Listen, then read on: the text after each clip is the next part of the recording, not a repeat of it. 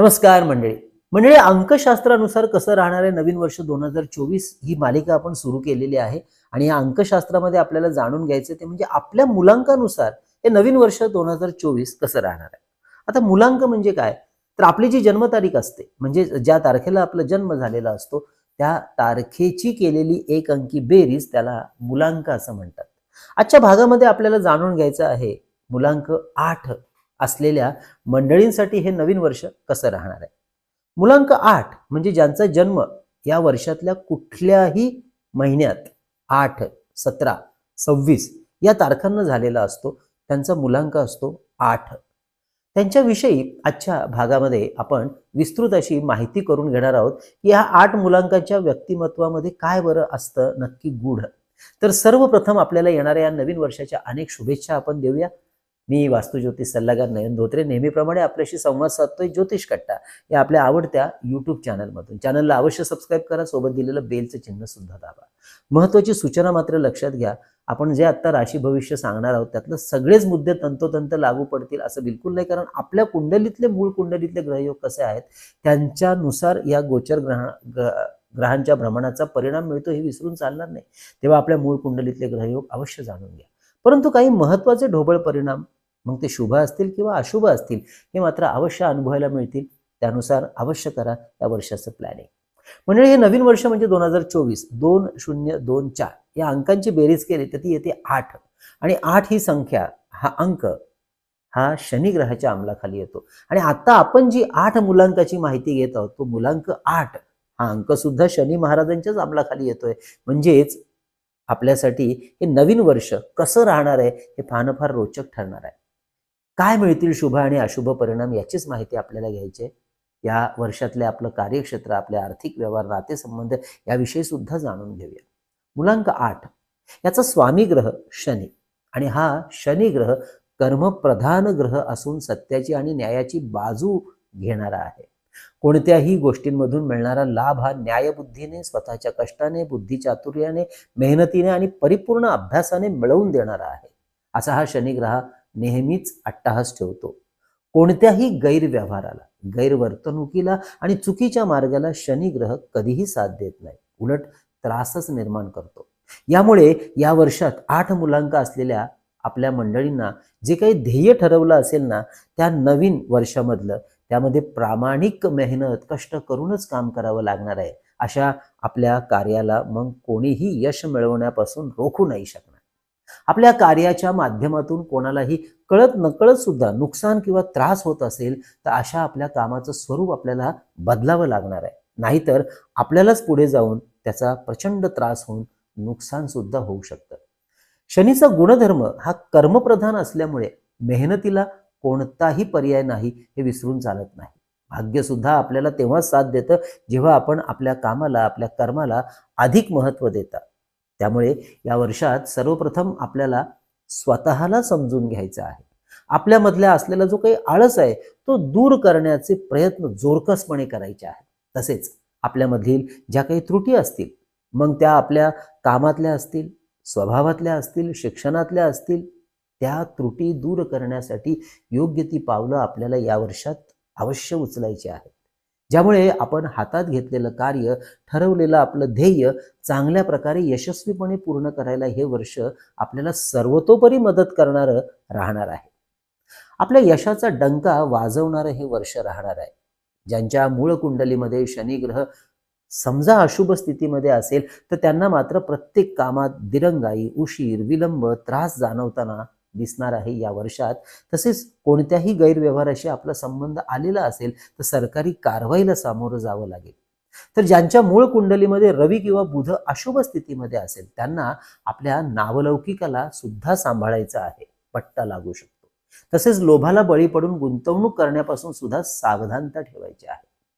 आरोग्याच्या काही जुन्या समस्या सुरू असतील आपल्याला तर योग्य डॉक्टरी सल्ल्याने वागावं, पथ्यपाणी सांभाळावं. विशेष करून ज्यांना स्किन इन्फेक्शन, स्किन ॲलर्जी आहे, हाडांचे आजार आहेत, केस गळतीची समस्या आहे, दातांचे त्रास आहेत, गुडघ्याचे आजार आहेत, त्यांनी तर या वर्षात पहिल्यांदा आपल्या आरोग्याकडे पूर्ण लक्ष द्यायचं. तसेच व्हायरल इन्फेक्शन, सर्दी, खोकला, ताप, दमा, ब्रॉन्कायटिस, श्वसनाचे आजार, लंग्स इन्फेक्शन, पाण्यातील बदल्यामुळे होणारे जे आजार असतात ते सुद्धा फार काळजीपूर्वक सांभाळायचे आहेत. आपण जर मंडळी प्रामाणिकपणे या सगळ्यांवरती काम करताय तर घाबरण्याचं आजाराच्या बाबतीत बिलकुल कारण नाही. उलट पक्षी आपल्या आरोग्यावर योग्य उपचार पद्धतीचा वापर करून आरोग्याच्या तक्रारी कमी करण्यासाठी हे वर्ष आपल्याला विशेष अनुकूल राहत आहे हे सुद्धा विसरायचं नाही. आपल्या मूळ कुंडलीतील शनिग्रह शुभ अवस्थेत असेल तर हे वर्ष आपल्यासाठी आर्थिक बाबतीत विशेष लाभाचं राहील. नवीन संशोधन करण्यासाठी, नवीन मोठ्या कामाची जबाबदारी अंगावर घेण्यासाठी हे वर्ष आपल्यासाठी विशेष विशेष अनुकूलता दाखवत आहे. बऱ्याच काळापासून सुरू असलेली कोर्ट कचेरीची कामं पूर्णत्वाला जाण्यासाठी, out of the court settlement करण्यासाठी हे वर्ष आपल्याला विशेष यश मिळवून देणारं राहील. त्या दृष्टीने अवश्य आपले प्रयत्न आपल्याला वाढवायचे आहेत. या वर्षात आपण शेती, बांधकामाची जमीन यामध्ये गुंतवणूक करणार असल्यास अवश्य विचार करू शकता. तसेच स्वतःच्या जागेवर जमीन घेऊन घर बांधण्यासाठी हे विशेष शुभ राहणार आहे वर्ष आपल्याला. शनी हा जमीन जुमला, शेत जमीन, शेतीची कामं, शेतीचे व्यवहार, बांधकाम, माती, लोखंड, तेल, पेट्रोकेमिकल, सिमेंट, विटा, कोळसा, खाणकाम, वकिली क्षेत्र, ऑटोमोबाईल, जुन्या वास्तूचे किंवा वाहनाचे व्यापार उद्योग यासाठी अत्यंत अनुकूल समजला जातो. त्यामुळे या विषयाशी आपला संबंध असेल तर या वर्षात आपल्यासाठी विशेष लाभाचं राहत आहे. तसेच शनीचा संबंध engineering, machinery, hardware, mechanical, civil engineering, research, social services, law and order, agriculture, शेत संबंधातली कामं किंवा त्यातलं शिक्षण, तर वैद्यक क्षेत्रामध्ये विचार केला तर orthopaedic surgeon, dentist, skin specialist, hair specialist अशा मंडळींना हे वर्ष विशेष शुभकारक राहणार आहे शनीच्या या कालखंडात, आपल्या कामाच्या आणि शिक्षणाच्या संदर्भात सुद्धा. शनीचा प्रभाव हा accounting, income tax consultant, share market consultant, portfolio management, chartered accounting, account writing अशा विषयामध्ये सुद्धा असतो. त्यामुळे या विषयामध्ये करिअर करू इच्छिणाऱ्यांना सुद्धा हे वर्ष सुंदर आहेच आणि ज्यांचं करिअर आहे त्यांना सुद्धा उत्तम आहे. बऱ्याच काळापासून यश मिळवण्यासाठी या सर्व विषयामध्ये आपण जी काही मेहनत घेतली असेल याच्या आधी, अशा सर्व आपल्या 8 मुलांक असलेल्या मंडळींना हे वर्ष चांगलं भरघोष यश मिळवण्यासाठी अत्यंत अनुकूल ठरतं आहे. तेव्हा योग्य मेहनत, काटेकोर नियोजन करून आपल्या यशाच्या मार्गावर यायला प्रयत्नशील आपल्याला राहायला हरकत नाही. हे वर्ष जणू काही आपल्यासाठीच आहे असा अवश्य आपण विचार करा.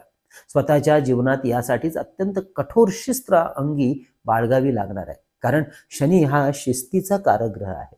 तसेच आपण मगाशी माहिती घेतलेल्या सगळे जे क्षेत्र आहेत त्या क्षेत्राशी संबंधित आपण कार्यात कार्यरत आहात, तर अशा आपल्या कार्याचा विस्तार करण्यासाठी हे वर्ष शुभ आणि लाभ आहे. मंडळी, 8 मुलांक असलेल्या आपल्या मंडळींसाठी या वर्षासारखं दुसरं वर्ष नाही. तेव्हा आलेली ही शुभ आणि लाभाची संधी या वर्षात बिलकुल सोडू नका. आध्यात्मिक चिंतन तसेच गूढशास्त्राच्या अभ्यासासाठी सुद्धा हे नवीन वर्ष अनुकूल राहील. चांगले नातेसंबंध जोडायला सुद्धा, कारण शनी ग्रह आयुष्यातील सत्य परखडपणे समोर आणून आपल्याला मोहातून मुक्त करण्यासाठी नेहमीच आग्रही असतो. त्यामुळे काही संबंध दूरही जातील. मंडळी, आपल्याला सुद्धा आपल्या वैयक्तिक कुंडलीचं किंवा वास्तूचं सशुल्क मार्गदर्शन आमच्याकडून करून घ्यायचं असेल तर आमच्या कार्यालयाच्या व्हॉट्सअप नंबरवरती आपण माहिती मागवू शकता. मार्गदर्शन कशा प्रकारे केले जाते त्याची संपूर्ण माहिती दिली जाते. त्यानंतर आपण आपली अपॉइंटमेंट बुक करू शकता. हे कुंडली मार्गदर्शन फोनवरून केलं जात असल्यामुळे ऑनलाईन पद्धतीने देशाच्या कुठल्याही कानाकोपऱ्यातून किंवा अगदी परदेशातून आपण आमच्याकडून सहज मार्गदर्शन घेऊ शकता. यासाठी आमचा संपर्क नंबर 9892156163. पुन्हा येऊया आपल्या विषयाकडे. मुलांक 8 हा शनी ग्रहाच्या अंमलाखाली येत असल्यामुळे आपल्यावर शनी देवाचे विशेष कृपा आशीर्वाद असतात, देवतेचे. त्यामुळे कोणतेही महत्त्वाचे काम सुरू करण्यापूर्वी आपण शनी महाराजांचं स्मरण करून त्यांचं ध्यान मनामध्ये ठेवून कामाची सुरुवात अवश्य करत जा. ज्यांचा जन्म 8, 17 आणि 26 या तारखांना झालेल्या अशा मंडळींचा मुलांक 8 असल्यामुळे यांच्या एकंदरीत जीवनावर, जीवन पद्धतीवर शनी ग्रहाचा अंमल फार मोठा असतो. त्यामुळे आपण मंडळींनी शनीची तसेच मारुती आणि शिवाची उपासना यांच्या वाढीकडे अवश्य लक्ष द्यावं. यासाठी रोज सकाळी देवासमोर शिवाचा मंत्र ओम नमः शिवाय किंवा शिवाय नमः या मंत्राचा जप रुद्राक्षाच्या माळेवर अवश्य 1 माळ करून दिवसाची सुरुवात करावी. तर संध्याकाळच्या समयास कधीही हनुमान चालीसा किंवा भीमरूपी मारुती स्तोत्राचं अवश्य पठण करावं. मंगळवार आणि शनिवार या दिवशी मारुतीचं दर्शन घेऊन त्यांचे आशीर्वाद घेऊन हनुमान चालिसा किंवा भीमरूपी मारुती स्तोत्राचे 8 किंवा 11 पाठ करावे. तसेच आपल्या देवघरात नर्मदा शिवलिंग आणि मेरुश्री यंत्र स्थापन करून त्याचं रोज दर्शन घ्यावं. ज्यांना रुद्राक्षाची आवड आहे त्यांनी आपल्या पूजेमध्ये एकमुखी किंवा 11 मुखी रुद्राक्ष ठेवून त्याची नित्य पूजा करून दर्शन घ्यावं. शक्य झालं तर वर्षातून एकदा तरी आपल्या घरामध्ये रुद्रपाठ करावेत किंवा श्री सुक्ताचं हवन करून पठण करून घ्यावं. आपल्यासाठी जो शुभ रंग आहे तो आहे काळा. हा रंग आपल्यासाठी अतिशय उत्तम समजला जातो, ब्लॅक. तेव्हा आपल्या महत्वाच्या फाईल, महत्वाच्या नोंदवही, वाहन यांचा रंग, तसेच महत्वाच्या कामाला जाते समय आपल्या कपड्यांमध्ये या रंगाचा वापर करणं किंवा आपल्याबरोबर असलेल्या वस्तूंचा रंग त्यामध्ये काळ्या रंगाचा वापर करणं उत्तम समजलं जातं. म्हणजे ही आध्यात्मिक साधना आणि उपासना आपलं आत्मबळ आणि मानसिक बळ वाढवायला मदत करत असते. आपल्या चांगल्या वाईट प्रसंगामध्ये धैर्याने तोंड द्यायला मदत करते. मग तशीच आपण लक्ष्मी उपासना जी करतो ती आपल्या कार्यातली संपन्नता वाढवण्यासाठी, लक्ष्मी स्थिर करण्यासाठी, तर दत्त महाराजांची उपासना जीवनातले कष्ट, नकारात्मक ऊर्जा कमी करण्यासाठी, अशाच विविध स्तोत्र आणि मंत्रांची सामूहिक साधना उपासना करण्यासाठी, त्यातलं तंत्र जाणून घेण्यासाठी आपल्याला ज्योतिष कट्ट्याच्या वतीने दत्तक्षेत्र नरसोबावाडी या ठिकाणी जानेवारी 26, 27, 28 शुक्रवार, शनिवार, रविवार धार्मिक कार्यक्रमांचं भरगच्च आयोजन केलेलं आहे. आपल्याला सुद्धा या कार्यक्रमामध्ये सहभागी व्हायचं असेल तर अवश्य आमच्या कार्यालयाचा जो व्हॉट्सअप नंबर आहे त्याच्यावरून आपण माहिती करून घेऊ शकता. आम्हाला फक्त एक मेसेज करा, आपल्याला संपूर्ण माहिती पाठवली जाईल. त्यानंतर अवश्य आपण या कार्यक्रमासाठी आपली सीट बुक करू शकता. नंबर 9892156163. याच नंबरवरती विविध स्तोत्र आणि मंत्र यांचं संकलित केलेलं अप्रतिम पुस्तक म्हणजे चैतन्य लहरी आपण याच नंबरवरती 331 रुपये फोन पे करून भारतात कुठेही असाल मागवू शकता. फोन पे केल्यानंतर त्याचा स्क्रीनशॉट, तुमचा संपूर्ण पत्ता, पिनकोड नंबर याच नंबरवरती आम्हाला व्हॉट्सअप करून हे पुस्तक आपल्याला मागवायचं आहे. याच पद्धतीने आपण मागवू शकता श्री सप्तशती गुरुचरित्र सार हा ग्रंथ परमपूज्य टेंभे स्वामी महाराजांनी लिहिलेला 151 रुपये फोन पे करून.